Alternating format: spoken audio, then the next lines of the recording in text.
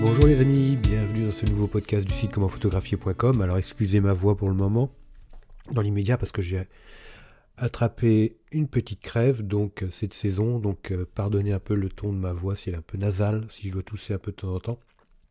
Donc ceci étant dit, on va pouvoir commencer. Donc aujourd'hui, le sujet du jour, c'est la sensibilité ISO. C'est vrai que ça fait déjà quelques temps que je fais des podcasts sur la photographie dans le cadre de l'activité du site commentphotographier.com. Et c'est vrai qu'on avait parlé de la vitesse, du diaphragme, de la vitesse, mais on n'avait pas parlé de la sensibilité ISO. Donc l'objectif, ça va être de réparer ça aujourd'hui. Alors la sensibilité ISO, on va faire un peu d'histoire. Autrefois, avec les appareils photo argentiques, ce qui fonctionnait, on faisait nos photos sur de la pellicule. On choisissait les pellicules en fonction d'une certaine sensibilité ISO. À l'époque, on appelait ça des ASA, c'est une abréviation, ne me demandez pas ce que ça veut dire. Allez chercher sur Google, vous trouvez ça plus vite que moi. Mais à l'époque, on avait des bobines de pellicule qui avaient une sensibilité ASA. Donc on avait pareil, 100 ASA, 200 ASA. Ça fait bizarre de parler d'ASA maintenant, on a l'habitude de parler de ISO, donc on va continuer à parler d'ISO. Mais la norme a changé, mais c'est exactement la même chose. Entre 100 ASA ou 100 ISO, c'est la même chose. Donc, on utilisait des pellicules en fonction de la sensibilité qu'on voulait. Donc si on allait faire des photos le soir chez des amis, on prenait une pellicule de 400, de 800 ISO pour pouvoir faire nos photos dans des ambiances un peu plus sombres. Et si on faisait des photos en plein jour, on prenait une pellicule de 100 ou 200 ISO pour faire nos photos de vacances en plein jour. Aujourd'hui, c'est différent. Maintenant, on a des appareils photo numériques, donc la sensibilité est embarquée dans l'appareil photo. Donc, si on veut un appareil photo, si on veut faire des photos dans des conditions difficiles et qu'on aime avoir des photos de qualité, c'est là où il va falloir faire attention à l'appareil photo que l'on va acheter pour s'assurer que lui va nous permettre de nous fournir une sensibilité ISO adaptée à nos attentes. Alors ça fonctionne comment la sensibilité ISO ? Alors la sensibilité ISO, ça va être un peu comme, sur une chaîne hi-fi, on a un amplificateur qui va amplifier le son. Donc, et quand on monte le son beaucoup trop fort, qu'est-ce qui se passe ? Il va y avoir du larsen, ça va crachoter, il va y avoir de la distorsion au niveau du son. Au niveau d'un capteur photo, c'est pareil. On va avoir un amplificateur qui va augmenter la sensibilité du capteur à la lumière. Et si on monte trop fort cet amplificateur, c'est pareil, on va avoir des problèmes, des artefacts qui vont être du grain, un manque de netteté et des taches de couleur.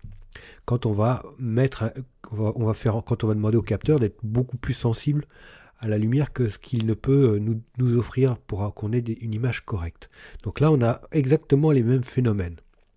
Donc l'objectif avec notre appareil photo, je dirais quelle que soit la marque, quel qu'il soit, c'est d'essayer de faire au maximum des photos à la sensibilité la mieux adaptée aux conditions de lumière. En effet, quand il fait super beau, quand on est en extérieur, c'est l'été, il y a un super soleil, on est dehors, on est, admettons, sur la plage, on va prendre une sensibilité la plus basse possible, 100 ISO par exemple. 50 ISO si vous avez un appareil photo qui vous permet de descendre en dessous les 100 ISO. Donc avec cette sensibilité la plus basse, on aura une qualité d'image optimale. A l'inverse, c'est la fin de la journée, le soleil s'est couché, la pénombre fait son apparition. Là, il va falloir monter la sensibilité ISO parce que on va manquer de lumière naturelle ou de lumière tout court pour qu'on puisse être correctement exposé. Donc c'est là où on va demander au capteur d'être beaucoup plus sensible parce qu'on va manquer de lumière. Donc c'est là où on va créer une lumière artificielle, c'est-à-dire que le capteur va créer un peu une lumière artificielle. On va accentuer la luminosité, la faible luminosité qu'on va capter, le capteur va l'accentuer. Et en l'accentuant, ça va créer, jusqu'à un certain seuil, ça va créer de la dégradation de l'image plus qu'autre chose. Donc, si par exemple, on a vu, on est à 100 ISO, 200 ISO par beau temps, si on a un temps nuageux ou si on doit passer de l'ombre à la lumière, 200, 400 ISO, ça sera très bien. Si on est en intérieur, qui fait beau, pareil, 200, 400, 400 ISO, ça sera pas mal. Si on a un intérieur et qui fait pas beau, 400, 800 ISO, ça fera l'affaire. Si c'est le soir, 800, 1600 ISO.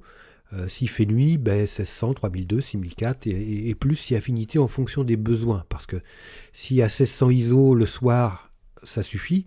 Pour une photo plan-plan avec un sujet qui ne bouge pas, ça va aller. Par contre, si vous avez un sujet qui bouge beaucoup et que vous voulez le figer 1600, ça ne suffira pas au niveau de la sensibilité. Il va falloir monter à 3002, 6004, 12008. Parce qu'on va demander une vitesse très rapide. Donc on va être très gourmand. Donc c'est là où on va avoir des risques de dégradation. Alors le souci maintenant, c'est de pouvoir retravailler correctement la qualité des images quand on a mis une sensibilité ISO très élevée. Moi je le vois avec beaucoup de gens qui ne supportent pas la montée de bruit, mais maintenant on a quand même des outils bien adaptés pour réduire ce type de problématique. Déjà une première chose quand on va acheter son appareil photo, c'est de se dire, jusqu'à quelle sensibilité ISO je peux supporter de monter sur mon appareil photo. C'est-à-dire que, ça je l'ai fait, c'est le titre d'un article sur le site commentphotographier.com, j'avais même fait une vidéo de démonstration avec mon Sony Alpha 6000. J'ai fait des photos 100 ISO, 200, 400, 800, 1600, 3200, 6004, 12008. Des photos de zones sombres dans un sous-bois. Et j'ai regardé après en RAW. Là aussi, je vous encourage à faire du RAW, du format RAW au niveau de vos photos, parce que comme ça, vous aurez la possibilité de corriger le bruit de la façon la plus optimale possible pour la qualité de vos images. Sur du JPEG, ça sera moins bien corrigé, ça sera beaucoup moins bien fait. Donc, testez votre appareil photo, voyez jusqu'à quelle sensibilité vous estimez pouvoir monter avec lui. Donc, moi en l'occurrence sur l'Alpha 6000, je sais que je vais monter jusqu'à 6400 ISO. Au-delà, c'est moche, c'est horrible. Mais jusqu'à 6400 ISO, pour moi, c'est correct. Il n'y a strictement aucun problème. La qualité est là, malgré une petite détérioration de l'image, bien sûr. Mais j'estime que ça va, c'est raisonnable. Au-delà, je prends la décision, le choix de ne pas faire de photos. Parce qu'en même temps, il n'y a pas obligation de faire des photos. Si on n'a pas la bonne lumière, si c'est pour faire des photos pourries qu'on ne regardera jamais, ça ne sert à rien. Donc il faut aussi savoir se raisonner un petit peu de temps en temps. Donc une fois qu'on a testé notre appareil photo, qu'on sait jusqu'à quelle sensibilité ISO on peut monter, on va voir par exemple si vous utilisez Lightroom, la correction du bruit, ils ont fait des progrès. Mais ça reste quand même pas top. Donc c'est pour ça que moi je vous encourage, si vous le souhaitez, déjà faire du RAW premièrement, et deuxièmement d'utiliser, après Lightroom, d'utiliser des logiciels comme Denoise, Topaz, Denoise qui fonctionne très bien, ou alors, deuxième solution que j'utilise également, c'est DxO Pure RAW 2. Donc DxO Pure RAW, R-A-W 2, c'est la deuxième version, qui s'incorpore à Lightroom, ce qui fait que ça fonctionne relativement bien. La différence par rapport à Denoise, c'est que c'est le RAW, il va en faire un DNG, et ça sert à rien de retravailler l'image, on va retravailler le DNG qui a été produit par DxO, et c'est sur ce DNG, qui est un RAW, également que l'on va appliquer nos réglages. Donc ce que je fais, c'est que je travaille mes images dans Lightroom, normal, les RAW, et puis une fois que j'ai fini, je fais... Alors il y a un écart quand même, il y a une différence. Malgré tout, c'est pas pile poil la même chose. Mais bon, c'est simplement pour vous donner un ordre d'idée. DxO Pure RAW est vraiment très efficace, mais il y a une petite différence de traitement si on applique les réglages de l'image d'origine sur l'image développée. Mais je dirais, ça casse pas trois pattes à un canard. Et surtout, c'est que la qualité du travail de débruitage est vraiment très efficace. On a le choix sur DxO, par exemple, à trois possibilités.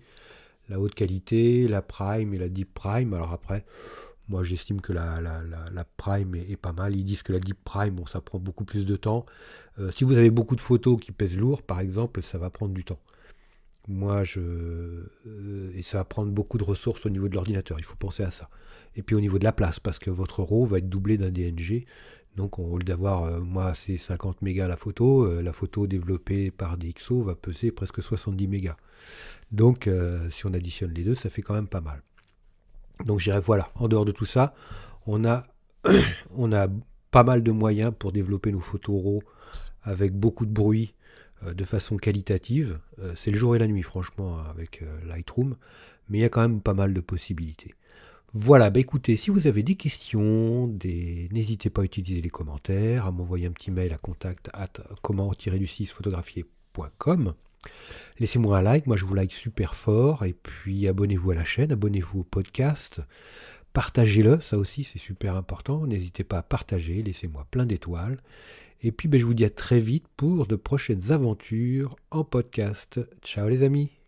Dernière petite chose avant de se quitter, si ce n'est pas déjà fait, je vous encourage à faire partie de ma liste de contacts pour bénéficier d'un de conseils quotidiens, d'astuces photographiques, de choses vraiment utiles et intéressantes à connaître, à savoir, ou à se faire rafraîchir la mémoire sur certains sujets.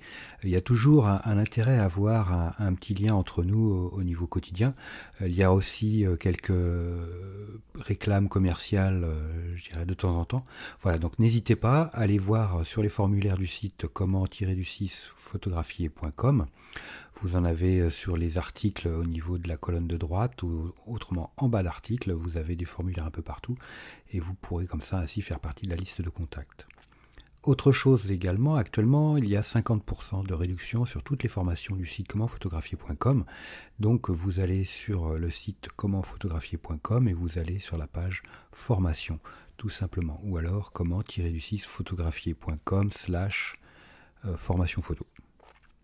Mais allez sur le site, ça sera beaucoup plus simple. Donc vous avez 50% avec le code 5050 en chiffre arabe et vous pourrez bénéficier de toutes les formations à moitié prix. Vous avez une quarantaine de formations sur la photo de paysage, vous avez des formations sur le portrait, vous avez des formations sur les photos d'enfance, sur les photos flash, sur la photo culinaire, j'en passe et des meilleurs les amis.